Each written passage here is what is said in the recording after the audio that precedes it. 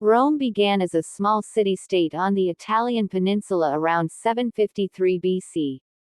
Through determination, conquest, and engineering brilliance, it transformed into a superpower.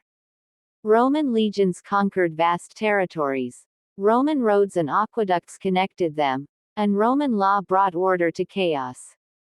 By the 2nd century AD, under Emperor Trajan, the empire reached its greatest size, stretching from Britain in the west to Mesopotamia in the east. Citizens enjoyed grand arenas, public baths, and theaters. Rome seemed invincible, but beneath the surface, cracks had already begun to form. An empire so large as hard to control communication took weeks, and local governors often acted independently. Maintaining armies along thousands of miles of border required endless gold and manpower. The rich grew richer while ordinary Romans struggled with heavy taxes. Farmers abandoned their lands, and slaves replaced free labor. The Roman economy began to depend more on conquest. New lands brought new wealth. But when expansion stopped, the money stopped too. The empire had reached its limits. By the 3rd century AD, political chaos erupted. In just 50 years, Rome saw over 20 emperors, many assassinated by their own guards. Civil wars drained resources and trust. To restore control, Emperor Diocletian in 284 AD divided the empire into two halves. The Western Roman Empire and the Eastern Roman Empire, ruled from Constantinople, modern-day Istanbul. For a while, this helped. The East became rich and stable, while the West grew weaker, facing endless invasions and economic collapse. To the north and east of Rome lived tribes the Romans called barbarians, Goths, Vandals, Franks, Huns, and others. For centuries they traded and fought with Rome. But around the 4th century, a new threat appeared. The Huns, fierce horsemen from Central Asia, pushing other tribes westward.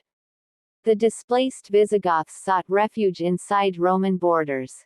At first Rome allowed them in, but mistreated them. Hungry and desperate, the Visigoths rebelled and, in 410 AD, under Alaric, they did the unthinkable, they sacked Rome itself. For Romans, this was unimaginable. The Eternal City, untouched for 800 years, had fallen. As invasions increased, trade routes were destroyed. The empire's once powerful economy collapsed. Coins lost their value as emperors minted more silver and gold to pay armies. Inflation skyrocketed. Farmers abandoned their land, cities emptied, and food shortages spread. Rome's once mighty roads, aqueducts, and defenses fell into disrepair. The people lost faith in their leaders, and loyalty to the empire faded. The old Roman spirit that once valued duty, discipline, and honor weakened. Luxury replaced simplicity. Personal gain replaced patriotism. At the same time, Christianity was spreading quickly. In 313 AD, Emperor Constantine legalized it. Later it became the state religion. While Christianity brought moral unity, it also shifted focus away from the emperor's divine authority to a spiritual one, the Church. The empire's identity was changing. Loyalty to Rome was replaced by loyalty to faith. By the mid-5th century, the Western Empire was a shadow of its former self.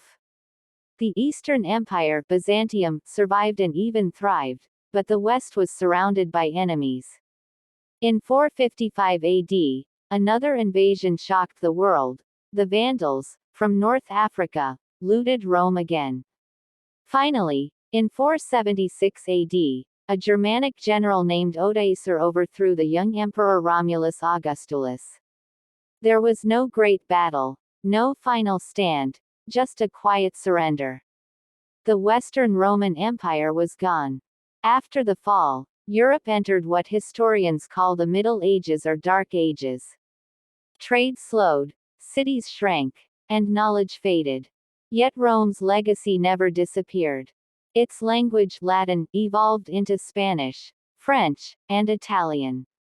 Roman law shaped modern justice systems. Roman architecture inspired cathedrals and capitals. Even the idea of an empire lived on, in the Holy Roman Empire and beyond. Historians list many reasons, but the fall of Rome wasn't caused by one event, it was a combination. 1. Economic problems, inflation, heavy taxes, and slave dependence. 2. Political instability, weak, corrupt rulers and endless civil wars. 3. Military decline, hiring foreign mercenaries with little loyalty.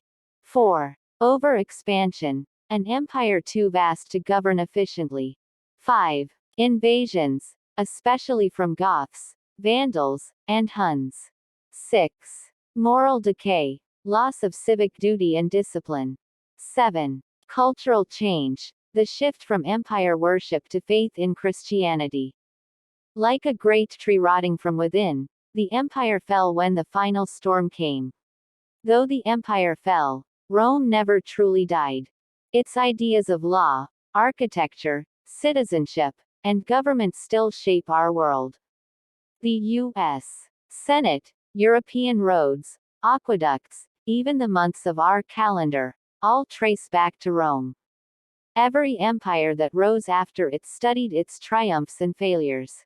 Rome taught the world that no power, no matter how great, is eternal, unless it learns from its own history. The ruins of the Colosseum, the writings of philosophers, and the languages of Europe still whisper the same message, the echoes of Rome live on. This was the story of the fall of the Roman Empire, told by ancient echoes.